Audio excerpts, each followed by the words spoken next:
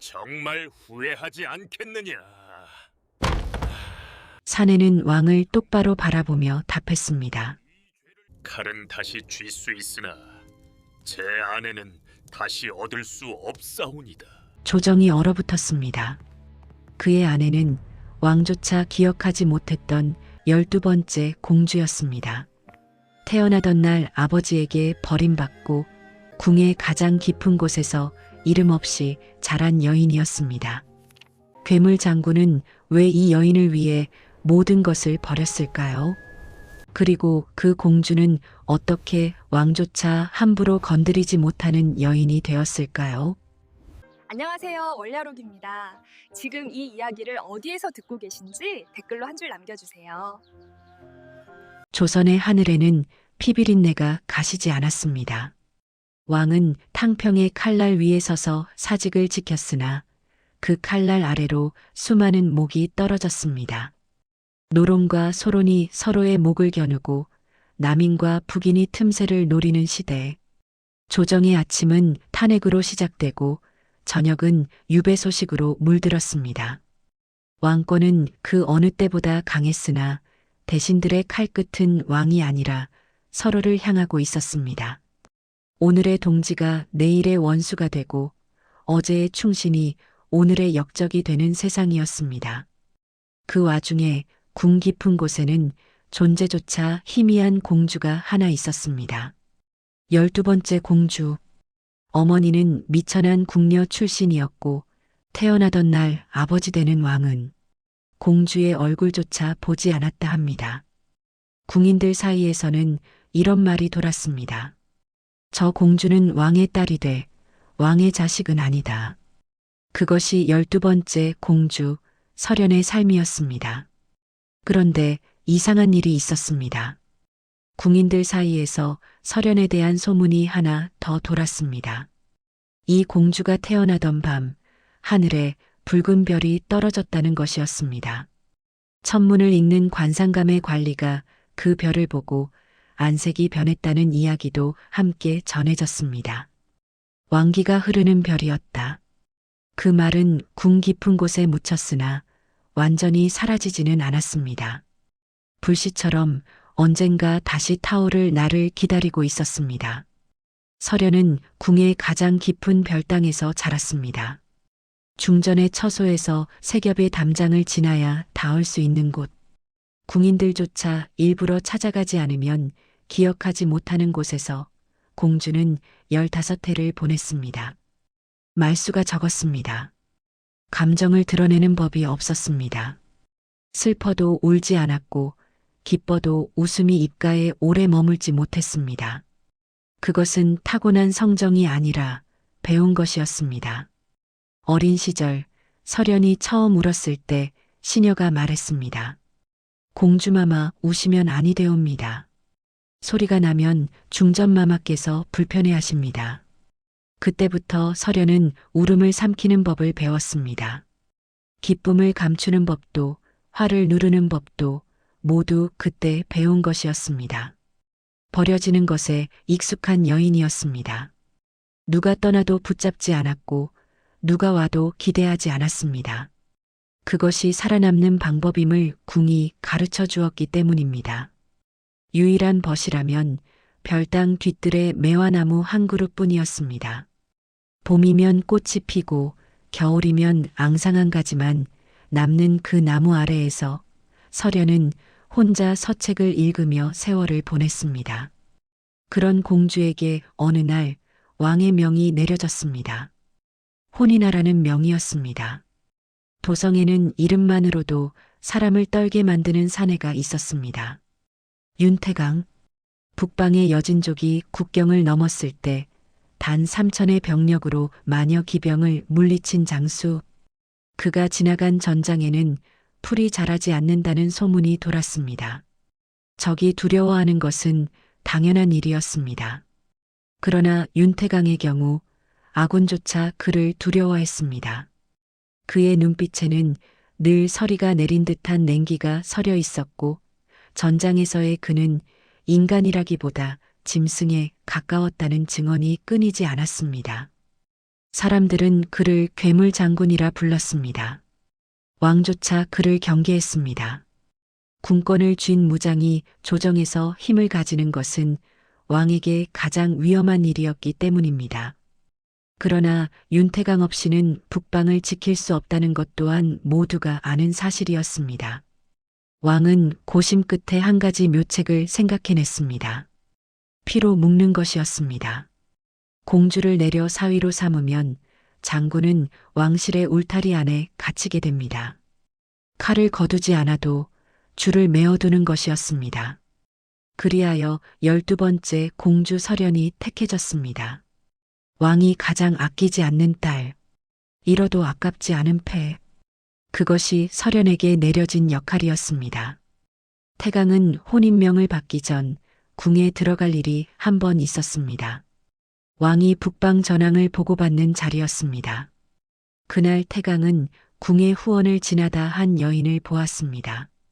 별당 뒤뜰의 매화나무 아래에서 홀로 서책을 읽고 있는 여인이었습니다. 궁인들이 그 앞을 지나가면서도 인사하지 않았습니다. 여인은 그것을 당연하다는 듯 개의치 않았습니다. 바람이 불어 책장이 넘어가자 여인은 조용히 다시 펼쳐 읽었습니다. 태강은 무인이었습니다. 전장에서 살아남는 자의 특징을 알고 있었습니다. 강한 자가 아니라 부러지지 않는 자가 살아남는다는 것을 알고 있었습니다. 그 여인에게서 태강은 부러지지 않는 나무 같은 것을 보았습니다. 아무도 돌보지 않는 땅에서 홀로 뿌리를 내린 조용하지만 질긴 생명력을 보았습니다. 그것이 설연이라는 것을 태강은 나중에야 알았습니다. 혼인명을 받았을 때 태강은 한마디만 했습니다. 성은이 망극하옵니다. 감정은 읽을 수 없었습니다. 그날 밤 태강의 부장이 조심스럽게 물었습니다. 장군, 혼인을 받아들이시옵니까? 서녀 공주라 하옵니다. 태강은 칼을 손질하던 손을 멈추지 않은 채 답했습니다. 서녀이면 어떠하고 정녀이면 어떠하냐? 허나 도성에서는 이것이 장군을 묶으려는 왕의 수라 하옵니다. 태강이 칼을 내려놓았습니다.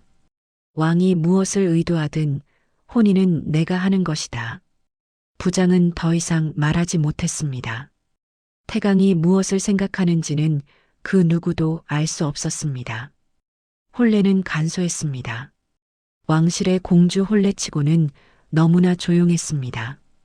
참석한 대신의 수도, 내려진 하사품의 양도, 모든 것이 최소한이었습니다. 마치 있었는지 없었는지 모르게 치르라는 뜻처럼 보였습니다. 혼례 자리에서 태강은 설연의 얼굴을 처음으로 가까이 보았습니다. 그리고 확인했습니다. 매화나무 아래에서 보았던 그 여인이 맞았습니다. 혼례 내내 설연은 한 번도 표정을 흐트러뜨리지 않았습니다. 대신들이 자리를 비우고 궁인들이 수군거려도 설연은 흔들리지 않았습니다. 모욕적일 만큼 초라한 혼례를 치르면서도 이 여인은 고개를 꼿꼿이 세우고 있었습니다. 태강은 그 모습을 묵묵히 지켜보았습니다. 혼례가 끝나고 설연은 태강의 저택에 들었습니다. 저택은 도성 외곽 북산 기슭에 자리하고 있었습니다. 크되 화려하지 않았고 넓되 사람 냄새가 적었습니다. 무인의 집답게 군더더기가 없었으나 그만큼 냉랭했습니다. 왕이 태강에게 말했습니다. 짐은 그대를 믿는다. 그러나 그 말은 믿음이 아니었습니다. 족쇄였습니다. 내 딸을 내게 주었으니 내 칼은 내 것이다라는 선언이었습니다. 태강은 그것을 모를 리 없었습니다. 첫날 밤 태강은 방에 들어서자마자 차갑게 선을 그었습니다. 이 집에서는 공주가 아니라 내 아내로 지내시오. 설연은 고개를 들어 태강을 바라보았습니다. 그의 눈에는 적의도 호의도 없었습니다. 다만 명확한 경계만이 있었습니다. 궁의 법도와 이 집의 법도는 다르오. 공주의 호칭도 궁의 예법도 이 문 안에서는 쓸 일이 없을 것이오. 설현은 대답 대신 고개를 숙였습니다. 이것이 소유의 선언이라고 그녀는 생각했습니다. 왕이 자신을 패로 썼듯이 이 사내 역시 자신을 도구로 볼 것이라 여겼습니다. 그러나 태강은 그날 밤 설현의 잠자리에 들지 않았습니다. 별채에서 홀로 밤을 보냈습니다. 그리고 다음 날 아침 설현의 방 앞에는 따뜻한 죽 한 그릇이 놓여 있었습니다. 시녀에게 물었으나 누가 가져다 놓았는지 아는 이가 없었습니다. 죽은 아직 따뜻했습니다. 잣이 몇 알 올려져 있었고 간이 정확히 맞추어져 있었습니다. 궁에서도 이렇게 정성이 담긴 아침을 받아본 적이 없었습니다. 설현은 죽을 한술 떠 입에 넣었습니다. 목구멍을 타고 내려가는 따뜻함이 궁에서부터 얼어붙어 있던 어딘가를 스치고 지나갔습니다. 이 집에서의 삶이 어떤 것이 될지 설현은 아직 알 수 없었습니다. 다만 이 사내는 자신이 예상했던 것과는 다를 수도 있겠다는 생각이 처음으로 스쳤습니다. 설현이 태강의 저택에 들어온 지 보름이 지났습니다. 궁에서의 삶과 크게 다르지 않았습니다. 조용히 방에서 서책을 읽고 뜰을 거닐고 시녀와 짧은 말을 나누는 것이 하루의 전부였습니다. 태강은 설현을 가까이 하지 않았습니다. 그러나 멀리하지도 않았습니다. 태강이 설현을 의식하게 된 것은 어느 비 오는 저녁이었습니다. 저택의 뒤뜰에 닫힌 새 한 마리가 떨어져 있었습니다. 날개가 꺾인 작은 참새였습니다. 하인들은 거들떠보지 않았고 비에 젖은 참새는 축 늘어져 있었습니다. 태강이 서재에서 나왔을 때 설현이 뒤뜰에 쪼그려 앉아 있는 것이 보였습니다. 비를 맞고 있었습니다. 치마가 흙에 젖는 것도 개의치 않은 채 설현은 참새의 날개를 천 조각으로 감싸고 있었습니다. 시녀가 달려와 우산을 씌워주었으나 설현은 새를 안고 일어서지 않았습니다. 마마, 비를 맞으시면 아니 되옵니다. 조금만 기다려라. 이 아이가 겁먹었으니. 태강은 처마 아래 서서 그 모습을 지켜보았습니다. 버려진 채 살아온 여인이 버려진 새를 돌보고 있었습니다. 아무도 자신을 돌봐주지 않았으면서 이 여인은 다른 생명에게 손을 내밀고 있었습니다. 태강은 그때 처음으로 가슴 어딘가가 묘하게 움직이는 것을 느꼈습니다. 전장에서는 한 번도 느끼지 못했던 감정이었습니다. 그것이 무엇인지 태강 자신도 알지 못했습니다. 그날 이후 태강은 무의식 중에 설현의 동선을 눈으로 쫓게 되었습니다. 그리고 며칠 뒤 태강의 저택 하인들이 설현을 가볍게 대한다는 것을 알게 되었습니다. 공주라 하나 서녀 출신이고 주인인 태강이 특별히 대우하는 기색이 없으니 하인들은 설현을 은연중에 무시했습니다. 존대는 하되 눈빛에 공경이 없었고 시키는 일을 하되 느릿느릿 움직였습니다. 설현은 개의치 않았습니다. 궁에서도 그러했으니까요. 그러나 태강은 참지 못했습니다. 어느 날 아침 설현이 시녀에게 물을 청했으나 한참이 지나도 물이 오지 않는 것을 태강이 목격했습니다. 태강은 아무 말 없이 하인들을 마당에 모았습니다. 그리고 낮고 단단한 목소리로 말했습니다. 나도 부인을 함부로 대하지 않소. 하물며 너희가 마님을 가벼이 대한다면 이 집에 있을 수 없소. 하인들의 얼굴이 하얗게 변했습니다. 전장에서 만명을 뵐 수 있는 사내의 경고였습니다. 그날 이후 하인들의 태도가 완전히 바뀌었습니다. 그러나 태강의 보호에는 또 다른 면이 있었습니다. 설현이 저택 밖으로 나가려 하면 반드시 호의가 붙었습니다. 이웃집 부인의 초대에도 절에 불공을 드리러 가는 일에도 태강의 허락 없이는 문 밖을 나설 수 없었습니다. 설현은 묻지 않았습니다. 다만 속으로 생각했습니다. 이것은 보호인가 가둠인가. 그 경계는 아직 설현에게도 어쩌면 태강 자신에게도 분명하지 않았습니다. 혼인 후 한 달이 지나자 궁에서 사람이 왔습니다. 중전 측 내관이었습니다. 중전이 공주들을 모아 인사를 받겠다는 정갈이었습니다. 형식상 예를 갖추는 자리였으나 그 속뜻은 달랐습니다.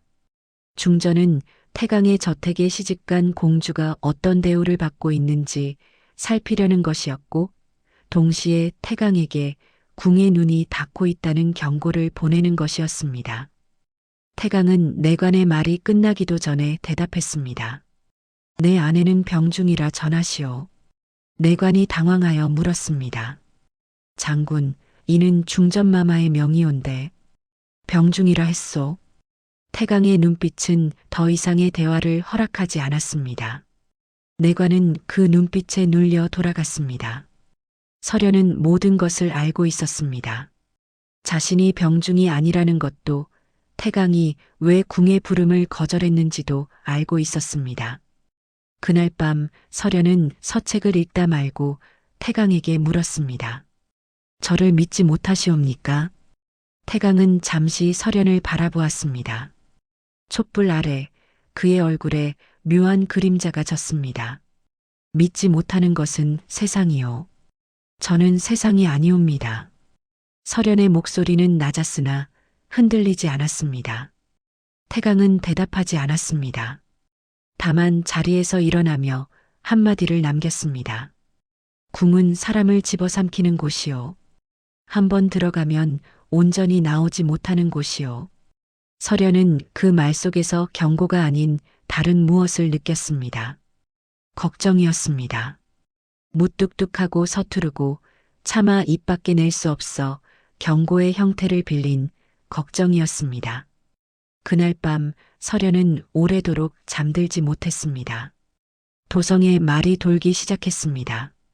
괴물 장군이 공주를 가두었다 하더라. 궁의 부름도 거절했다니 공주가 볼모가 된 것이 아닌가. 불쌍한 공주 서녀라 하여 짐승 같은 무부에게 던져졌구나. 소문은 퍼질수록 과장되었고 과장될수록 태강의 이름에 더 짙은 그림자를 드리웠습니다. 조정에서도 이를 문제 삼는 목소리가 나왔습니다. 장군이 왕실의 혈육을 감금하는 것은 불경이 아니옵니까? 그러나 태강은 개의치 않았습니다.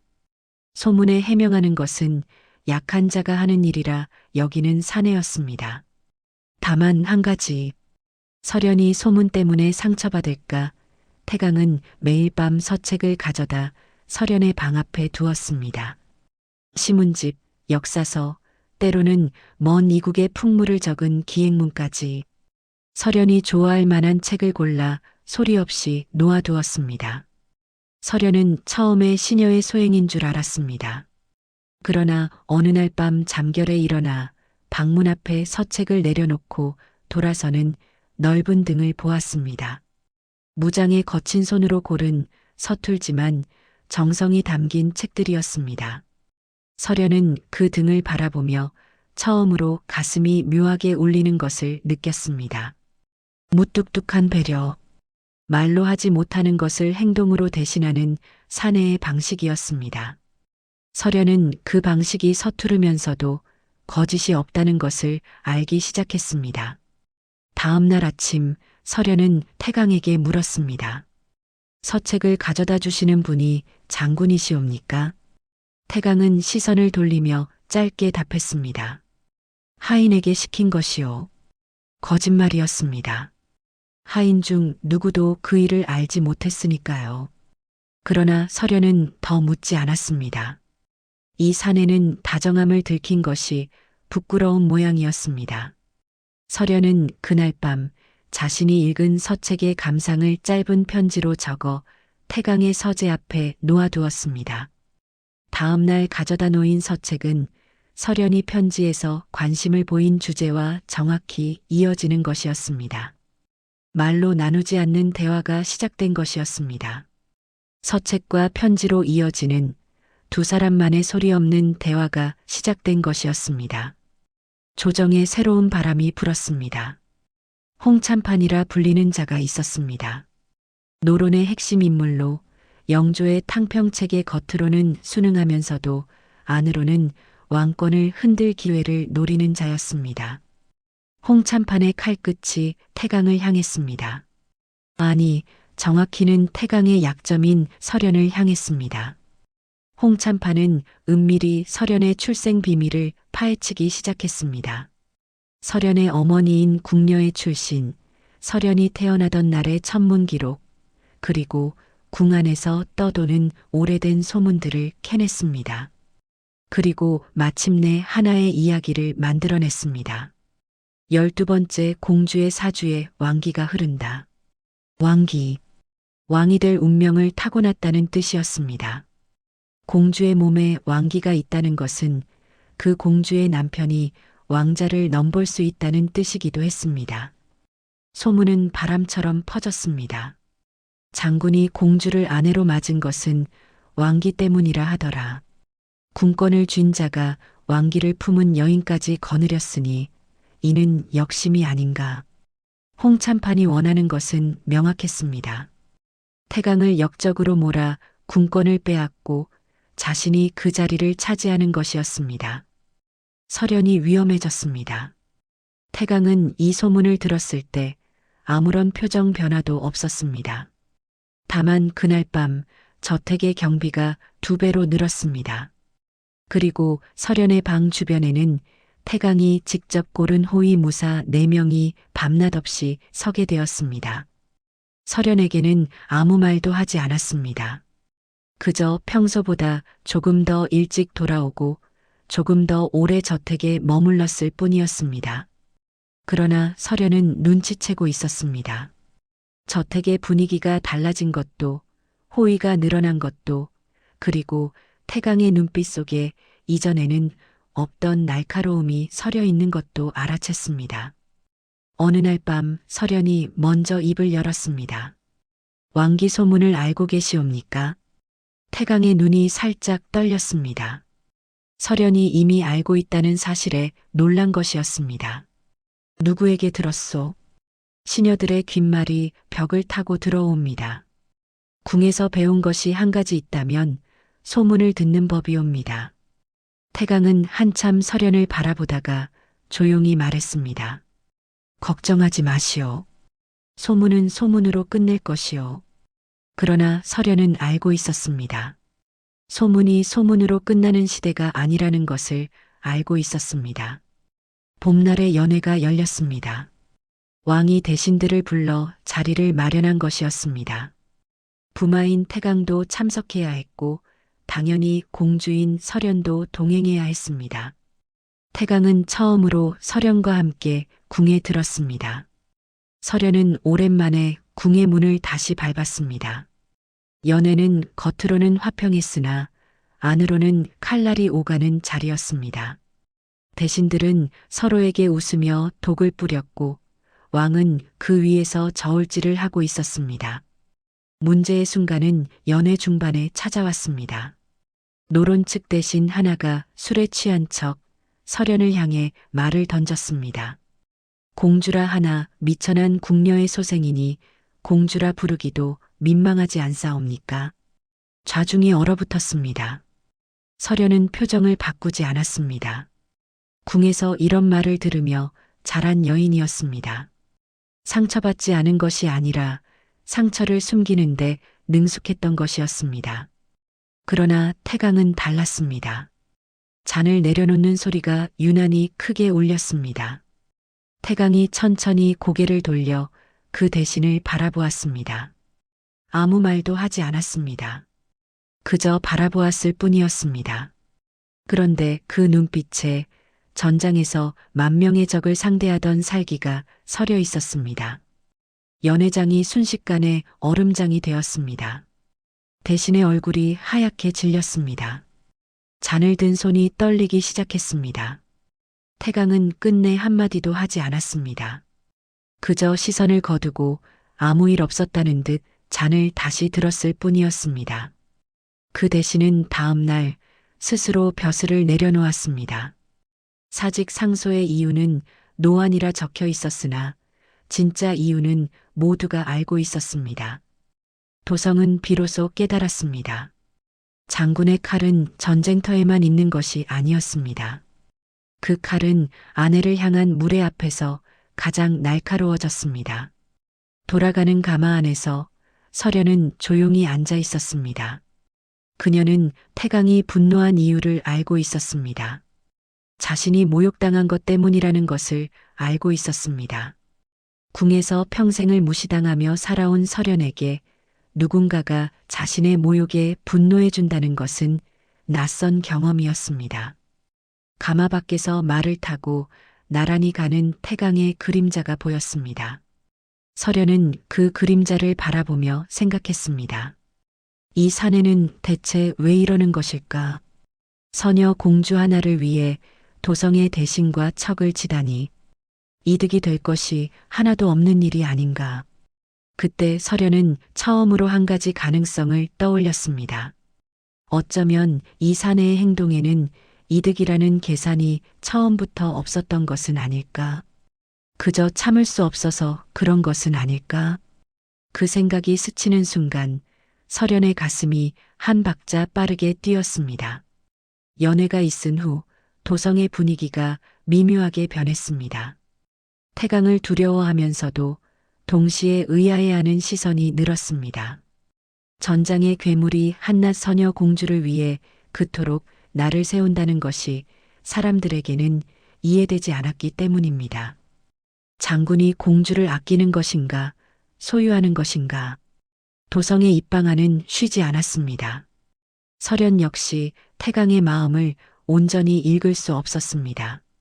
감사하면서도 두려웠고 가까이 가고 싶으면서도 경계해야 한다고 스스로를 다잡았습니다. 어느 날 밤 서련은 태강에게 조심스럽게 말을 꺼냈습니다. 저 때문에 장군께서 더 미움을 받으십니다. 태강은 서책을 들여다보던 눈을 들었습니다. 미움은 원래 받고 있었소. 그래도 저만 아니었다면 이 정도는 아니었을 것이옵니다. 서련의 목소리에는 죄책감이 묻어 있었습니다. 자신이 태강의 짐이 되고 있다는 생각이었습니다. 궁에서 평생을 짐으로 살아온 여인에게 그것은 가장 견디기 어려운 감정이었습니다. 태강은 서책을 덮고 잠시 침묵했습니다. 그리고 조용히 답했습니다. 그대가 아니면 내가 지킬 이유도 없소. 서련이 숨을 멈추었습니다. 태강은 사랑을 말하지 않았습니다. 그리움도 애틋함도 말하지 않았습니다. 그러나 선택을 분명히 했습니다. 이 세상에서 지킬 것은 그대 하나라는 선언이었습니다. 그것은 무인의 방식으로 건넨 가장 무거운 고백이었습니다. 서련은 고개를 숙였습니다. 눈가가 뜨거워졌으나 오래된 습관대로 눈물을 삼켰습니다. 태강이 자리에서 일어나며 말했습니다. 울고 싶으면 우시오. 이 집에서는 참지 않아도 돼오. 서련은 그 말에 비로소 눈물을 흘렸습니다. 오랜 세월 삼켜왔던 눈물이 둑이 무너지듯 쏟아져 내렸습니다. 태강은 돌아서서 방을 나갔습니다. 그러나 방문 밖에서 서련의 울음이 그칠 때까지 서 있었습니다. 밤이 깊어갈수록 달빛이 짙어졌습니다. 태강은 방문에 기대선 채 눈을 감았습니다. 서련의 울음소리가 희미해지고 마침내 고요해졌을 때에야 태강은 그 자리를 떠났습니다. 부하가 물었습니다. 장군, 들어가시지 않사옵니까? 아직은 아니오. 태강은 알고 있었습니다. 서련에게 지금 필요한 것은 위로가 아니라 안전하다는 확인이라는 것을 알고 있었습니다. 그리고 이 사내가 문 밖에 서 있다는 것만으로도 그 확인은 이미 이루어진 것이었습니다. 그날 이후 태강은 다시는 서련의 곁을 이틀 이상 비우지 않았습니다. 홍참판이 마지막 수를 두었습니다. 소문만으로는 태강을 무너뜨릴 수 없다는 것을 깨달은 홍참판은 직접적인 행동에 나섰습니다. 서련을 손에 넣으면 태강을 움직일 수 있다고 판단한 것이었습니다. 그날은 태강이 변방의 군무로 이틀간 저택을 비운 날이었습니다. 한밤중 저택의 담을 넘은 자들이 있었습니다. 홍찬판이 사사로이 기르는 무사들이었습니다. 호위 무사 4명이 쓰러졌고 설현은 잠결에 끌려나갔습니다. 설현이 정신을 차렸을 때 그녀는 어둡고 습한 지하방에 있었습니다. 홍찬판이 직접 모습을 드러냈습니다. 공주, 놀라게 하여 송구하오. 다만 장군에게 전할 말이 있어 이리 모셔온 것이오. 설현은 두려웠으나 표정을 드러내지 않았습니다. 궁에서 배운 것이 이럴 때 힘을 발휘했습니다. 무엇을 원하시옵니까? 장군이 군권을 내려놓으면 공주를 무사히 돌려보내겠소. 설현은 조용히 고개를 끄덕였습니다. 그 사이 태강에게 급보가 전해졌습니다. 변방에서 돌아오는 태강의 모습을 본 부하가 훗날 이렇게 증언했습니다. 장군의 얼굴에서 인간의 표정이 사라졌습니다. 눈은 짐승의 것이었고 몸에서 살기가 피어올랐습니다. 태강은 이성을 잃지 않았습니다. 오히려 지독하리 많지 냉정했습니다. 그러나 군사를 동원하는 속도가 전쟁 때보다 빠르다는 것을 모든 부하가 느꼈습니다. 태강은 말 위에서 한마디도 하지 않았습니다. 부하들에게 명령을 내릴 때조차 목소리에 감정이 없었습니다. 그것이 오히려 부하들을 더 두렵게 했습니다. 전장에서 태강이 분노할 때는 오히려 목소리가 커지고 살기가 밖으로 드러났습니다. 그것은 통제된 분노였습니다. 그러나 지금은 달랐습니다. 감정이 밖으로 나오지 않는다는 것은 분노가 너무 깊어 통제의 단계를 넘어섰다는 뜻이었습니다. 부하 하나가 조심스럽게 물었습니다. 장군, 공주마마께서는 무사하실 것이옵니다. 태강은 대답하지 않았습니다. 다만 말의 고삐를 더 세게 쥐었을 뿐이었습니다. 가죽 고삐가 끊어질 듯 팽팽하게 당겨졌습니다. 그 순간 부하는 깨달았습니다. 이 사내가 지금 두려워하고 있다는 것을 깨달았습니다. 만인이 두려워하는 괴물 장군이 아내를 잃을까봐 두려워하고 있었습니다. 태강은 단 하루 만에 은신처를 찾아냈습니다. 홍찬판이 아무리 은밀히 움직였다 해도 태강의 정보망을 피할 수는 없었습니다. 10여 년간 전장에서 쌓아올린 첩보 능력은 조정의 어떤 대신보다도 정밀했습니다. 은신처를 발견한 태강이 가장 먼저 한 일은 의외의 것이었습니다. 부하에게 명했습니다. 안에 있는 자들을 밖으로 끌어내라. 마님이 계신 곳에서 피가 흘러서는 아니 된다. 부하들은 즉시 움직였습니다. 홍찬판의 무사들은 밖으로 끌려 나왔고 태강은 그들 앞에 섰습니다. 달빛 아래 태강의 얼굴이 드러났습니다. 그 순간 무사들의 다리가 풀렸습니다. 북방의 전장을 피로 물들인 사내의 살기가 밤 공기를 갈랐습니다. 태강은 낮고 천천히 말했습니다. 내 아내를 건드린 대가가 무엇인지 알게 될 것이다. 피가 흘렀습니다. 다만 그것은 설현이 볼 수 없는 곳에서의 일이었습니다. 지하방의 문이 열리고 태강이 들어섰습니다. 설현은 벽에 기대어 앉아 있었습니다. 태강을 보는 순간 그녀의 눈이 크게 떠졌습니다. 장군. 태강은 아무 말 없이 다가와 설현의 앞에 무릎을 꿇었습니다. 북방의 괴물이 만인이 두려워하는 장군이 한 여인 앞에 무릎을 꿇은 것이었습니다. 늦었소. 그 한마디에 망감이 담겨 있었습니다. 설현은 처음으로 태강의 손을 잡았습니다. 피가 묻어 있었습니다. 그러나 그녀는 그 손을 놓지 않았습니다. 늦지 않으셨습니다.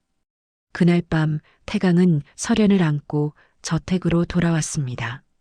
돌아오는 내내 한마디도 하지 않았으나 설현을 품에서 내려놓지 않았습니다. 납치 사건 이후 설현은 달라졌습니다. 더 이상 보호받기만 하는 존재로 남지 않겠다고 결심한 것이었습니다. 태강이 자신을 지키기 위해 목숨을 거는 것을 보며 설현은 깨달았습니다. 자신이 약한 채로 있는 것이 태강을 더 위험하게 만든다는 것을 깨달았습니다. 설현은 자신이 가진 것이 무엇인지 돌아보았습니다. 궁에서의 삶이 비록 쓸쓸했으나 그 세월 동안 설현이 읽은 서책의 양은 웬만한 사대부를 능가했습니다. 역사, 율법, 천문, 지리. 아무도 관심 갖지 않는 별땅의 공주가 홀로 쌓아 올린 지식이었습니다. 그리고 또 하나, 설현에게는 남들이 갖지 못한 통찰이 있었습니다. 사람의 말 속에 숨은 진리를 읽는 능력이었습니다. 궁에서 살아남기 위해 체득한 것이었으나 그것은 거의 예지에 가까운 직감이었습니다. 사람들이 설현의 사주에 왕기가 있다 한 것도 어쩌면 이 직감을 두고 한 말이었을지 모릅니다. 설현은 이 능력을 활용하기로 했습니다. 홍참판의 주변 인물들의 행적을 추적하기 시작했습니다. 태강의 정보망을 빌리되 분석은 설현 자신이 했습니다. 누가 누구를 만났고 어떤 물자가 어디로 흘러갔으며 어떤 서신이 오갔는지를 촘촘히 짜맞추었습니다. 태강은 처음에 반대했습니다. 위험하오. 장군 혼자 위험을 지시는 것이 더 위험하옵니다. 설현은 물러서지 않았습니다. 태강은 오래 침묵하다가 결국 고개를 끄덕였습니다. 다만 한 가지 약조하시오. 위험을 느끼면 반드시 내게 먼저 알리시오. 설현은 고개를 숙여 예를 갖추었습니다. 그날부터 설현은 더 이상 잊혀진 공주가 아니었습니다. 그녀는 태강의 곁에서 보이지 않는 전장에서 함께 싸우는 동반자가 되어가고 있었습니다. 밤마다 설현은 촛불 아래에서 서신과 기록을 대조했습니다.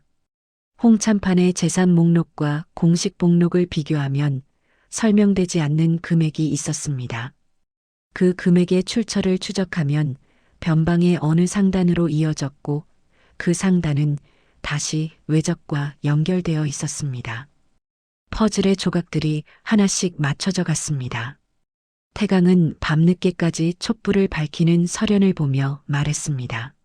몸을 해치면 아니 되오.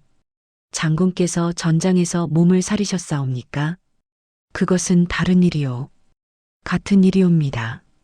지키려는 것이 있으면 몸을 사릴 수 없는 법이옵니다. 태강은 할 말을 잃었습니다. 자신의 논리를 그대로 돌려받은 것이었습니다. 설현이 홍참판의 영모 증거를 추적하던 중 뜻밖의 사실을 발견했습니다. 태강이 혼인 전부터 설현의 사주를 알고 있었다는 것이었습니다. 왕이 혼인명을 내리기 전 태강에게 밀서를 보냈다는 기록이 남아 있었습니다. 그 밀서에는 설현의 사주에 왕기가 있다는 내용이 적혀 있었습니다. 왕의 의도는 명확했습니다. 왕기가 있는 공주를 태강에게 떠넘겨 위험 요소를 왕실 밖으로 밀어내는 것이었습니다. 동시에 태강에게 약점을 안겨주는 것이기도 했습니다. 왕기 있는 공주를 아내로 둔 장군은 언제든 역적으로 몰 수 있는 빌미가 되기 때문입니다. 태강은 이 모든 것을 알면서도 혼인을 받아들였습니다. 설현은 그 사실을 알고 태강에게 물었습니다. 장군께서는 제 사주를 알고 계셨사옵니까? 태강은 잠시 눈을 감았다 떴습니다. 알고 있었소. 그런데도 혼인을 받아들이셨사옵니까? 이것이 얼마나 위험한 일인지 아시면서도. 태강의 눈이 설현을 똑바로 바라보았습니다. 왕이 벌인 일을 내가 가지겠다고 생각했소. 설현의 가슴이 벌렁거렸습니다. 태강이 이어 말했습니다. 궁에서 그대를 처음 본 날 매화나무 아래에서 홀로 서책을 읽고 있는 여인을 보았소. 궁인들이 앞을 지나가도 눈길 하나 주지 않았소. 그런데 그대는 흔들리지 않았소. 설현의 눈이 커졌습니다. 태강이 그날을 기억하고 있었습니다. 나는 전장에서 10,000명을 상대해 보았소. 그러나 아무도 곁에 없는 곳에서 홀로 흔들리지 않는 것은 10,000명을 상대하는 것보다 어려운 일이요. 태강이 잠시 말을 멈추었다가 이었습니다. 왕기가 있든 없든 내겐 상관없는 일이었소. 다만 왕이 쓸모없다 하여 버린 사람을, 세상이 위험하다 하여 외면하는 사람을 나는 외면할 수 없었소. 그것은 동정이 아니었습니다. 계산도 아니었습니다. 이 사내는 처음부터 설연이라는 여인에게 마음이 움직여 버림받은 공주의 편에 서기로 결심하고 혼인을 받아들인 것이었습니다. 설연은 한참을 말없이 태강을 바라보았습니다. 장군은 참으로 어리석은 분이십니다. 태강이 희미하게 웃었습니다. 설연이 처음으로 본 태강의 웃음이었습니다. 그러하오. 어리석은 사내여. 그 밤 설연은 태강의 곁에 나란히 앉아 밤하늘을 올려다보았습니다. 서로 손이 닿을 듯 말 듯한 거리에서 둘 다 먼저 손을 내밀지는 않았습니다. 그러나 그 거리가 이전보다 훨씬 가까워졌다는 것을 둘 다 알고 있었습니다.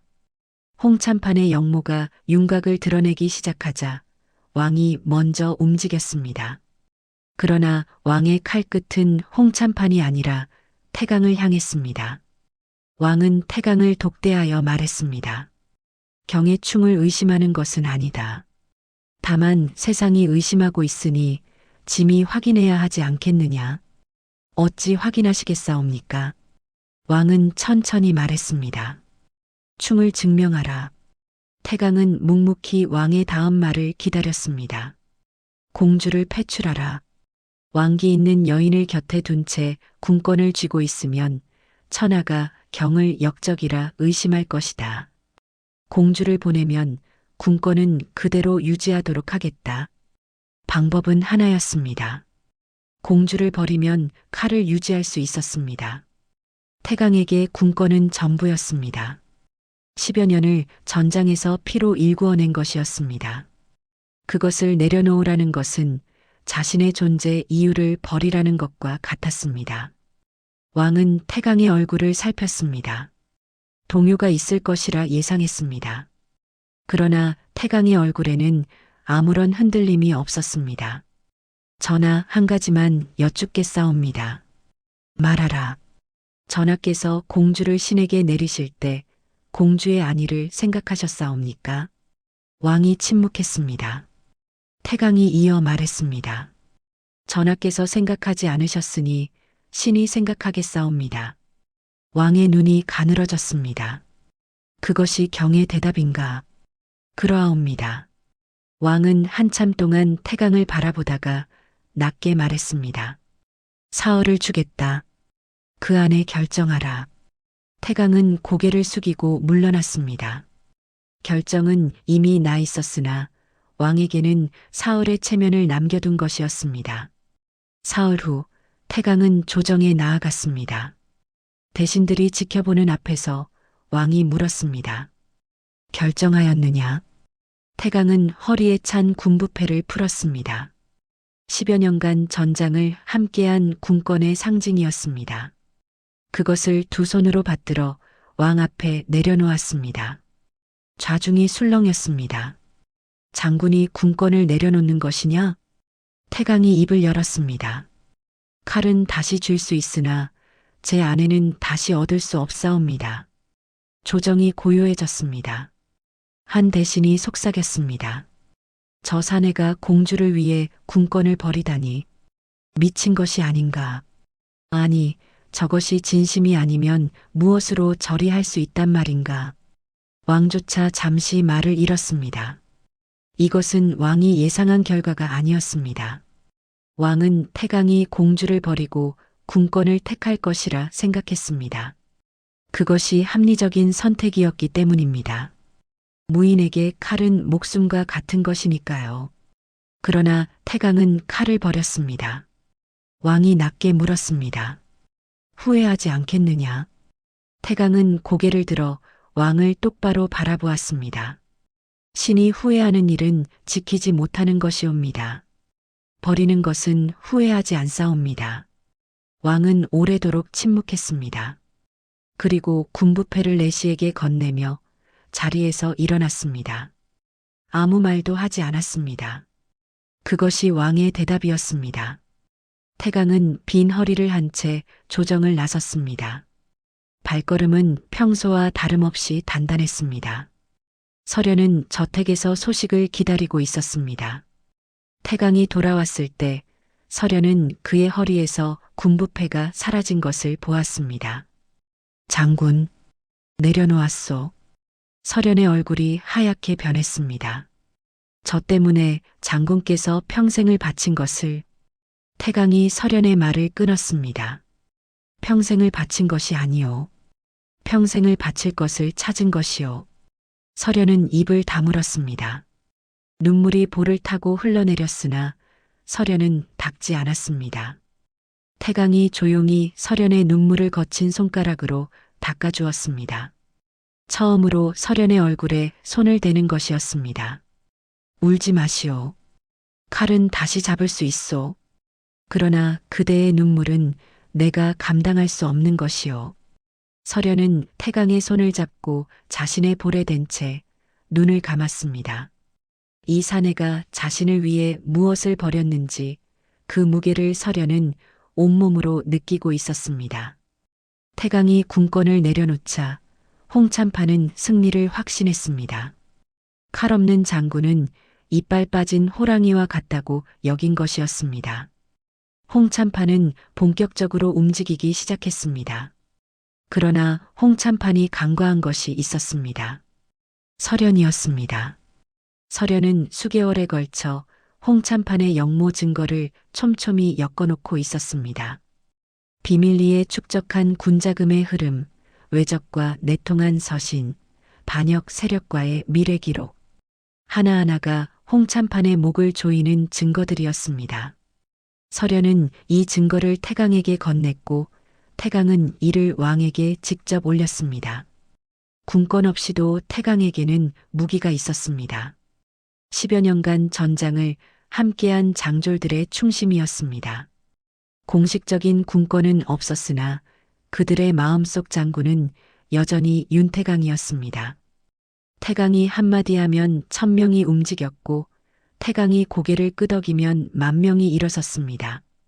홍참판이 역모를 일으키려 한 바로 그 밤 태강은 민심을 등에 업고 홍참판의 세력을 제압했습니다. 정규군이 아니라 백성과 전직 군졸들이 자발적으로 태강의 곁에 섰습니다. 홍참판은 체포되었고 역모의 전모가 백일하에 드러났습니다. 왕은 이 광경을 보며 비로소 깨달았습니다. 자신이 두려워한 것은 태강의 칼이 아니었습니다. 이 사내가 가진 사람의 마음을 움직이는 힘이었습니다. 칼은 빼앗을 수 있으나 민심은 빼앗을 수 없는 것이었습니다. 그리고 그 민심의 중심에는 자신의 모든 것을 내려놓고도 아내를 택한 한 사내의 결단이 있었습니다. 도성의 백성들이 말했습니다. 저 사내가 진짜 장군이다. 칼이 아니라 마음으로 세상을 움직이는 자가. 태강은 군권 없이 가장 큰 전투에서 승리했습니다. 모든 일이 마무리된 후 왕이 서련을 불렀습니다. 궁에 들어온 서련을 마주한 왕의 표정은 복잡했습니다. 얼마 전 이 공주를 태강에게 내려보낼 때 왕은 서련의 얼굴조차 제대로 기억하지 못했습니다. 그런데 지금 자신의 앞에 선 여인은 왕이 기억하는 그 공주가 아니었습니다. 눈빛에 힘이 있었고 자세에 흔들림이 없었습니다.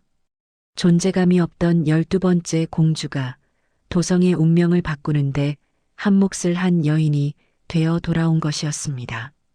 왕이 물었습니다. 그대는 두렵지 않은가? 무엇이 두렵다는 말씀이시옵니까? 태강이 그 사내가 두렵지 않으냐 묻는 것이다. 왕의 질문에는 진심이 담겨 있었습니다. 왕 자신이 태강을 두려워하고 있었기 때문입니다. 칼을 빼앗아도 무너지지 않는 사내, 모든 것을 내려놓고도 더 강해지는 사내가 두려웠기 때문입니다.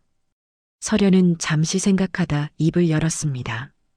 두려운 것은 장군의 칼이 아니라 저를 잃을까 염려하는 그 마음이옵니다. 왕이 눈을 가늘게 떴습니다. 서련이 이어 말했습니다. 장군은 세상 모든 것을 두려워하지 않는 사내이옵니다. 칼도, 전장도, 죽음도 두려워하지 않사옵니다. 다만 한 가지, 저를 지키지 못할까 두려워하옵니다. 그 두려움이 때로는 지나쳐 저를 가두기도 하고 세상과 맞기도 하옵니다. 서련은 담담히 말을 이었습니다. 그러하오나 그것이 바로 제가 두려운 것이옵니다. 칼날보다 무서운 것은 사람의 진심이옵니다. 장군의 진심이 저를 두렵게도 하고 동시에 세상에서 가장 안전하게도 하옵니다. 왕은 한참 동안 서련을 바라보았습니다. 그리고 낮게 웃었습니다. 짐이 그대를 과소평가했구나. 서련은 고개를 숙였습니다. 전하, 한 가지만 아뢰겠사옵니다. 말하라. 장군은 전하의 적이 아니옵니다. 장군이 지키려 한 것은 왕자가 아니라 사람이었사옵니다. 전하께서 버리신 한 사람을 장군은 목숨 걸어 지켰을 뿐이옵니다. 왕의 얼굴에 그림자가 스쳤습니다. 서련은 더 이상 말하지 않았습니다. 왕에게 들려줄 수 있는 진실은 여기까지가 한계였습니다. 홍참판의 역모가 진압된 후 조정에 큰 변화가 있었습니다. 왕은 태강에게 군권을 돌려주려 했습니다. 그러나 태강은 사양했습니다. 신은 변방에서 조용히 지내겠사옵니다. 태강은 도성을 떠나 변방의 영지로 물러났습니다. 그러나 실권은 여전히 그에게 있었습니다.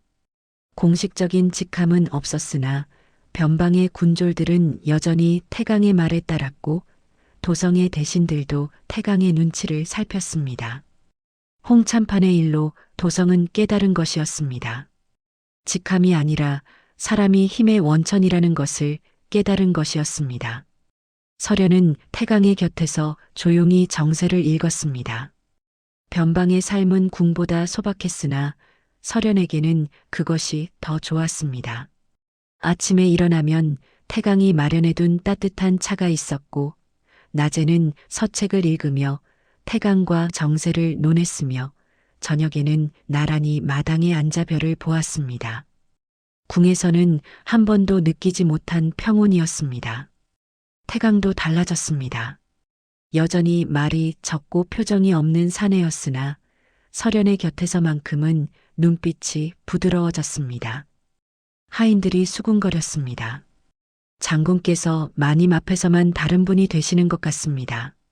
무섭기만 한 분인 줄 알았는데 마님께는 고향이 같으시지 않습니까?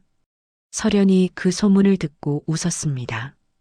태강 곁에 온 이후 서련은 웃는 법을 다시 배우고 있었습니다. 도성에서는 때로 왕의 밀서가 왔습니다. 정세에 대한 자문이었습니다. 왕은 직접 인정하지는 않았으나 태강의 판단을 필요로 하고 있었습니다. 태강은 밀서를 받으면 서련과 함께 의논했습니다. 그대가 읽는 정세가 나보다 정확하오. 장군께서 너무 과하게 칭찬하시옵니다. 사실을 말한 것이오. 태강이 드물게 덧붙였습니다. 나는 칼로 세상을 읽었소. 그대는 글로 세상을 읽소. 칼은 앞에 있는 것만 뵐 수 있으나 글은 보이지 않는 것까지 읽을 수 있소. 내가 모자란 것을 그대가 채워주는 것이오. 서련은 고개를 저었습니다. 장군께서 부족한 것이 아니옵니다. 다만 같은 세상을 다른 눈으로 보는 것뿐이옵니다. 태강이 고개를 끄덕였습니다. 말수적은 사내의 방식으로 깊이 공감한다는 표현이었습니다. 변방의 밤은 도성보다 별이 밝았습니다. 둘은 종종 마루에 나란히 앉아 별을 올려다보았습니다. 말이 없어도 불편하지 않은 사이가 된 것이 어쩌면 둘 사이에서 가장 큰 변화였습니다. 둘은 어느새 함께 세상을 읽는 동반자가 되어 있었습니다. 칼과 지혜가 나란히 서서 조선의 한 귀퉁이를 조용히 지키고 있었습니다. 봄이 왔습니다. 변방의 영지에도 매화가 피었습니다. 궁 별당의 매화나무처럼 크지는 않았으나 향기는 같았습니다. 서련은 매화나무 아래에 서서 꽃을 올려다보았습니다. 궁에서 홀로 이 꽃을 바라보던 날들이 떠올랐습니다. 그때의 매화는 외로움의 벗이었습니다. 지금은 달랐습니다. 태강이 뒤에서 다가왔습니다. 서련은 기척을 느끼고도 돌아보지 않았습니다. 돌아보지 않아도 이 사내가 자신의 뒤에 있다는 것을 알았기 때문입니다. 태강이 처음으로 서련의 손을 먼저 잡았습니다. 거칠고 두꺼운 손이었습니다. 칼자루를 잡던 손, 전장에서 수천의 목숨을 가른 손이었습니다. 그런데 서련의 손을 잡은 그 감촉은 놀라울 만큼 조심스러웠습니다. 마치 꽃잎을 만지듯 서련이 천천히 고개를 돌려 태강을 바라보았습니다. 태강이 말했습니다. 전하의 뜻이 아니라 내 뜻이요. 서련의 눈이 살짝 떨렸습니다. 태강이 이어 말했습니다. 처음에는 전하의 명으로 그대를 맞았소. 그것이 책무라 여겼소. 그러나 이제는 다르오. 매와 꽃잎이 바람에 날려 둘의 어깨 위에 내려앉았습니다. 나는 그대를 놓지 않을 것이오. 이것은 왕의 명도 신하의 의무도 아니오. 윤태강이라는 사내의 뜻이오. 서련의 눈가에 눈물이 맺혔습니다. 그러나 이번에는 삼키지 않았습니다. 이 집에서는 참지 않아도 된다고 이 사내가 말해주었기 때문입니다. 서련이 웃으며 말했습니다. 장군의 뜻이라 하시니 거역할 수 없겠사옵니다. 태강의 입가에 미세한 미소가 떠올랐습니다. 둘은 매화 아래에 나란히 서서 오래도록 봄바람을 맞았습니다. 아무도 기억하지 못했던 공주를 이제 온 도성이 기억하게 되었습니다. 왕도 함부로 건드리지 못하는 여인, 만인이 두려워하는 사내가 유일하게 무릎 꿇는 여인, 괴물 장군의 칼끝이 가장 날카로워지는 이유. 세상은 그녀를 두고 이렇게 말했습니다. 왕이 버린 꽃을 괴물이 품에 안아 지켰다. 그러나 서련은 알고 있었습니다. 진짜 괴물은 칼을 휘두르는 자가 아니라 사랑하는 이를 버리는 자라는 것을 알고 있었습니다. 그리고 윤태강은 결코 그런 괴물이 아니었습니다. 세월이 흘렀습니다. 태강의 머리에 서리가 내리고 서련의 얼굴에 세월의 흔적이 새겨질 무렵에도 둘의 일상은 크게 변하지 않았습니다. 아침이면 태강이 직접 끓인 차가 서련의 방 앞에 놓였고 서련은 태강의 서재에 짧은 편지를 남겼습니다. 변방의 백성들은 둘을 두고 이렇게 말했습니다. 장군 댁에 가면 괴물 장군이 마님 앞에서 고양이처럼 앉아 있는 것을 볼 수 있다더라. 태강은 그 소문을 들어도 부정하지 않았습니다. 매화 향기가 영지 가득 퍼지는 봄날. 세상이 모르던 공주와 괴물 장군의 이야기는 그렇게 야담이 되어 전해졌습니다. 오늘 이야기가 마음에 남으셨다면 좋아요와 구독 부탁드립니다. 구독해 주시면 매주 새로운 야담으로 찾아뵙겠습니다. 그럼 다음 이야기에서 뵙겠습니다. 감사합니다.